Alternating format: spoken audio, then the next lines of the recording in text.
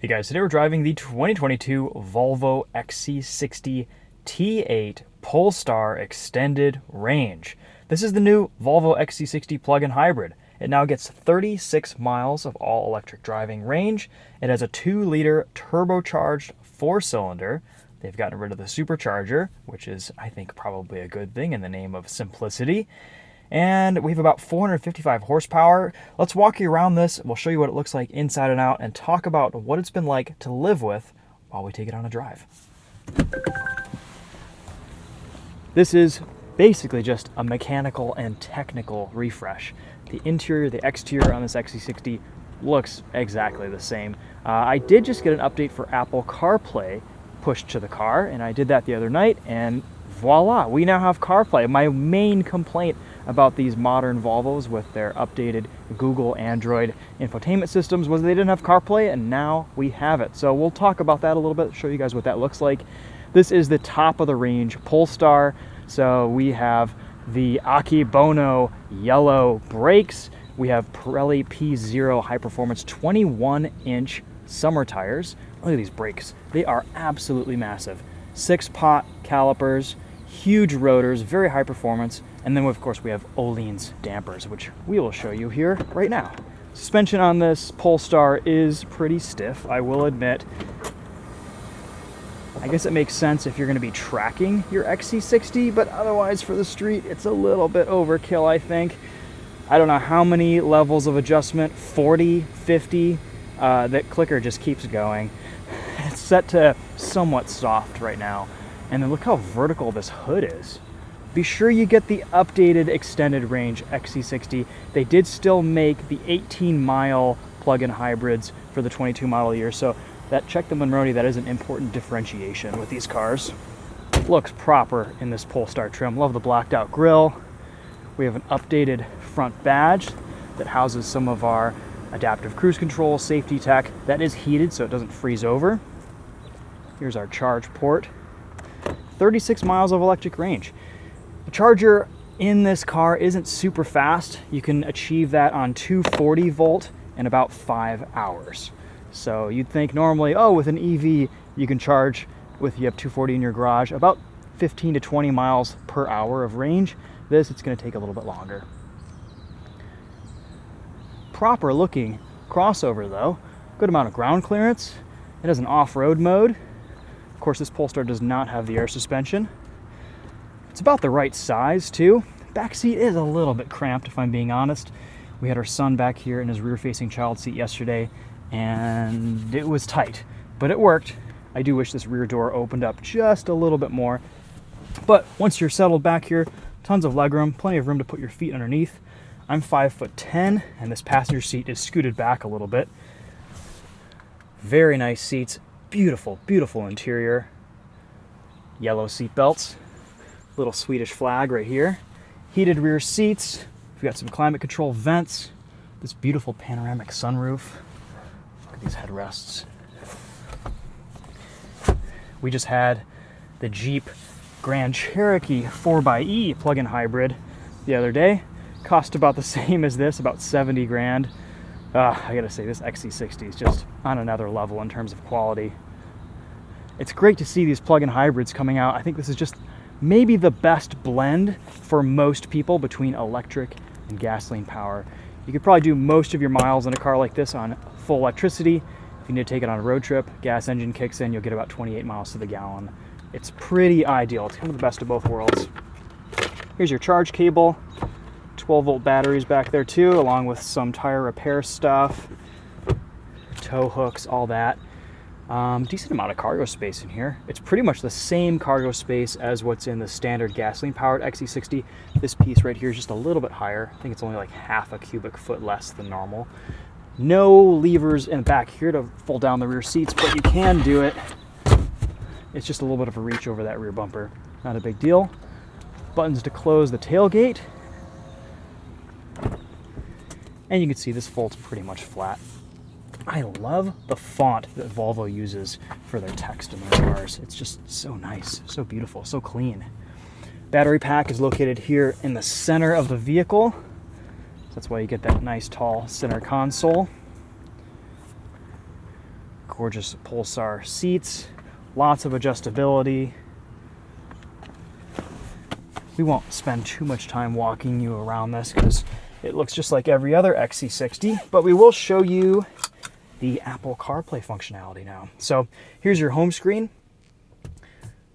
Connect your phone, select CarPlay, and voila. I will say this CarPlay is still a little bit buggy, but for the most part, it's been working about 95% of the time for me. I did have to cycle the car off and on one time to get things to kind of wake up a little bit better.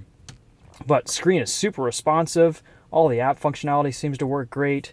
No complaints there. You can have quick access buttons to your 360 camera, reverse camera.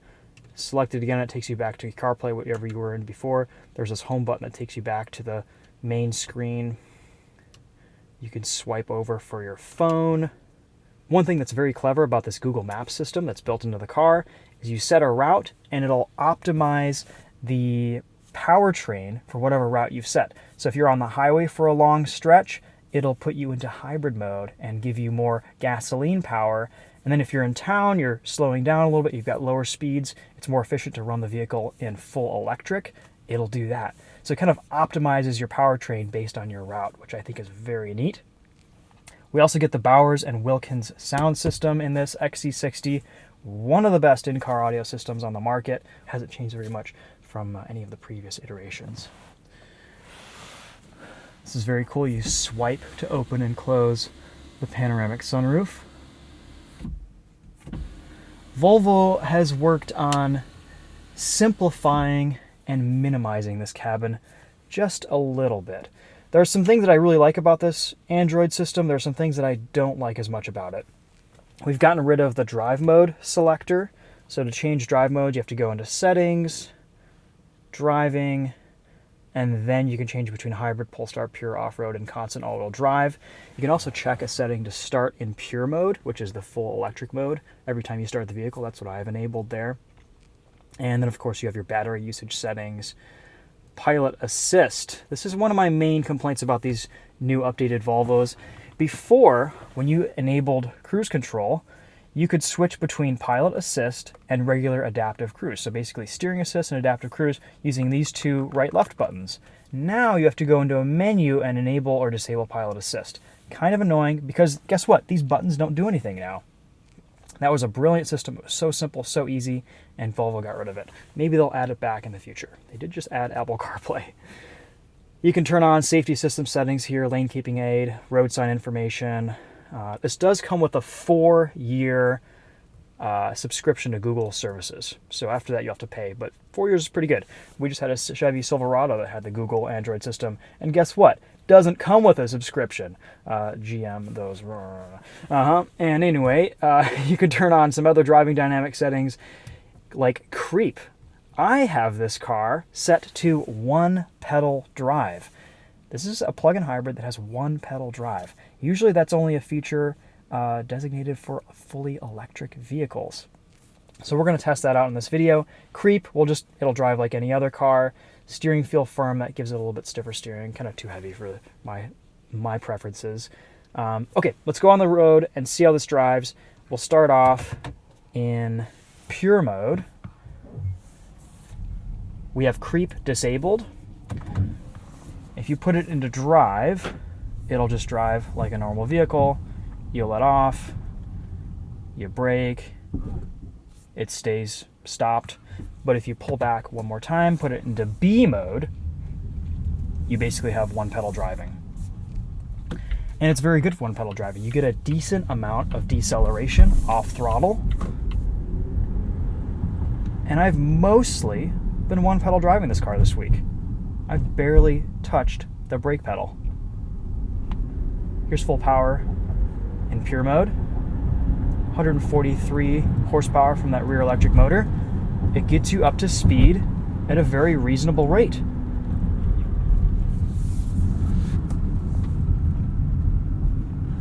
So far this week, after about 4 days of daily driving this, I've averaged about 130 miles to the gallon. 123.6. That's been varying a little bit. Some days I've used the full 36 miles of electric driving range. Some days I haven't.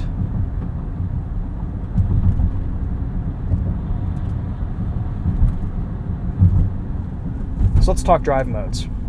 We'll go into this again. Hybrid will pretty much just optimize the powertrain for the best efficiency given what you do. You still get a decent amount of acceleration from the rear electric motor, but if you push the throttle just a little bit more, the gasoline engine will kick on and give you some assist. Polestar changes your gauge cluster, starts up the gasoline engine, and you pretty much get full power from everything all the time. Wakes this car up, makes it a pretty quick vehicle to hustle around.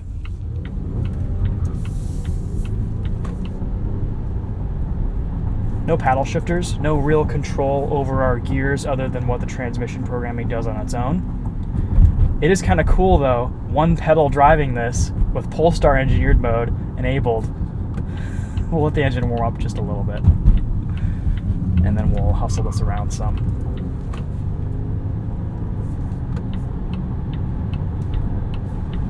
All right, so we'll go into hybrid mode.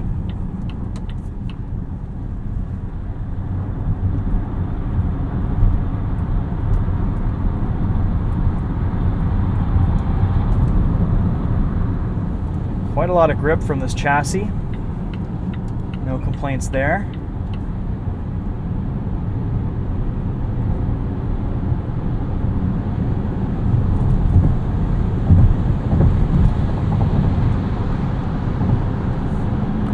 And the suspension's not, I don't think it's too stiff. It's just stiffer than it needs to be for a vehicle of this type. If this were a sedan or a more track-oriented vehicle, I'd be like, oh, this is perfect. It's really sophisticated suspension.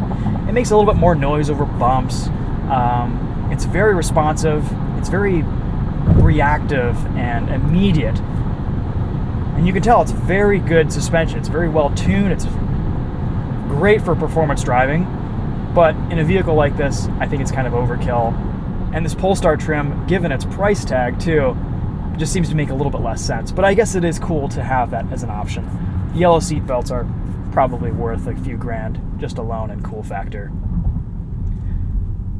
All right, let's play around a little bit more in pure mode.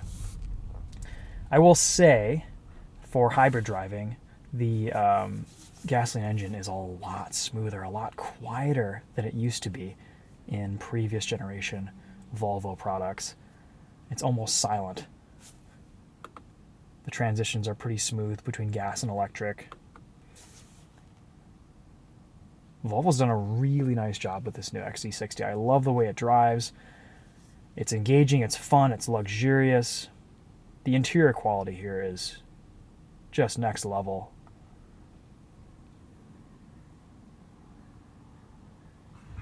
All right, pure mode, full throttle.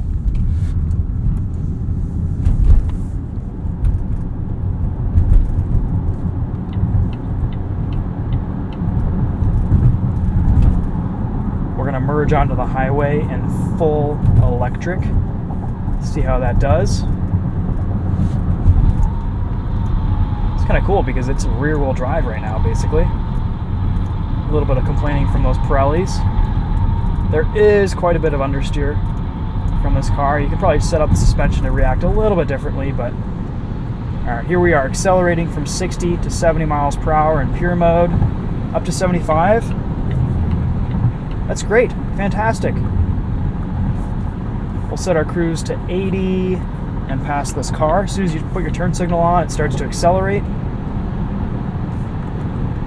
Yeah, if only I could just switch between pilot assist and adaptive with the steering wheel again, I would be happy, happy, happy. At the end of the day, it's not a huge deal, but I feel like losing a feature like that was so well integrated is just a bit of a bummer.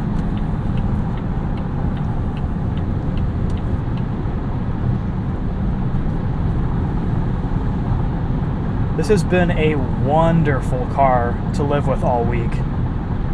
I really love this thing. You guys know me, I'm already a Volvo fanatic.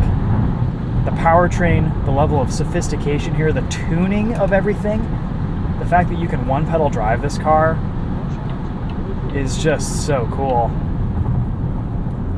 Volvo's done a really good job developing this new XC60 extended range. Would highly recommend one. Let's go back into hybrid mode, see how this reacts. So, pure mode, very drivable on a daily basis. You're not making many concessions in terms of outright power performance using the electric motor. And if you do need more power, you can just floor it, push past the kickdown switch, and the engine will kick on in pure mode.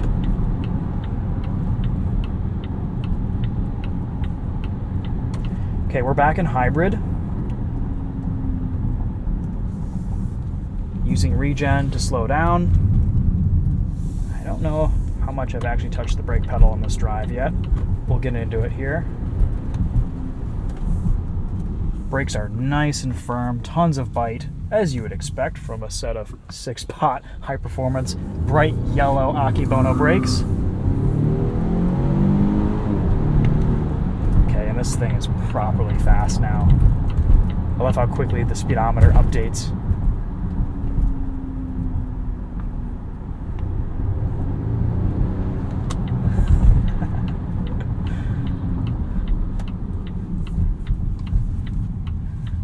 So we get some performance driving under our belt now that things are warmed up a little bit.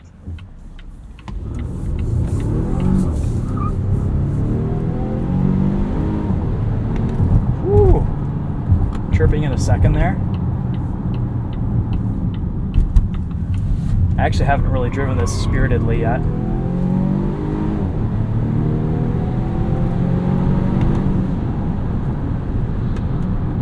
It is a fun crossover to drive. I'll give Polestar that.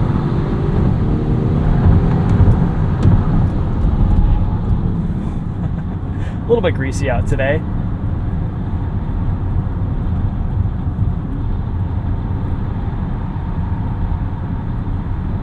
I mean, I think if you're wanting an XC60 plug-in hybrid extended range, I would just go for any of the trims besides the Polestar. I think the Polestar is just a little bit overkill. It is cool. The cool factor is off the charts with the Polestar, but for the price and for how you're going to be using this car and driving it, I think it's a little bit overkill. But it is still nice. You can tune the suspension to be soft enough. The brakes are neat to look at. They make good use of those 21-inch wheels.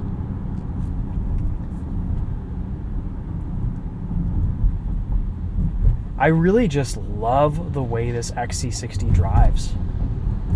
It's so pleasant, it's so nice, it's so refined and well engineered.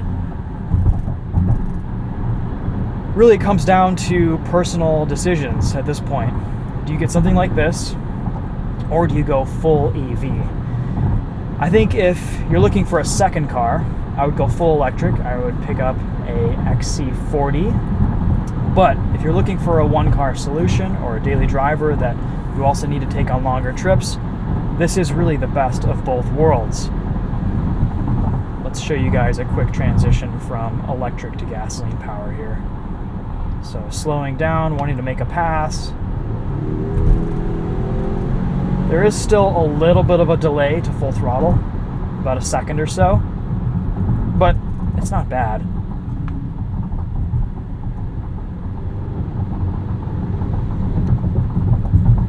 Not nearly as much lag as we had in the Grand Cherokee 4xe a couple weeks ago. Honestly, sometimes it's hard to tell whether the gasoline engine is turned on or not. It's so quiet.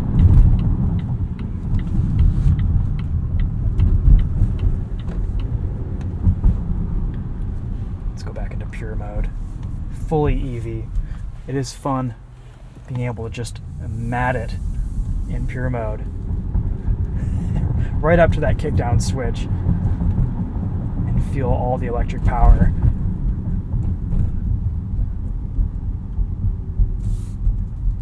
I think this is probably the best driving plug-in hybrid I've driven to date. The RAV4 Prime is fun, but lacks the refinement of this, and of course all the luxuriousness. The X5 xDrive 45e was very impressive too, but that felt a lot heavier and a lot heftier, and this XC60 is just a little bit more nimble and playful, which I appreciate. After the battery warms up, it does throttle your outright power just a little bit in pure mode, but not by much. You can see that level is just shifting a little bit to the right. If we do a lot of full throttle applications, it'll give us just a little bit less power as the battery pack warms up, but it's not nearly as bad as some other plug-in hybrids that I've driven. We still have plenty of grunt to get up to highway speeds.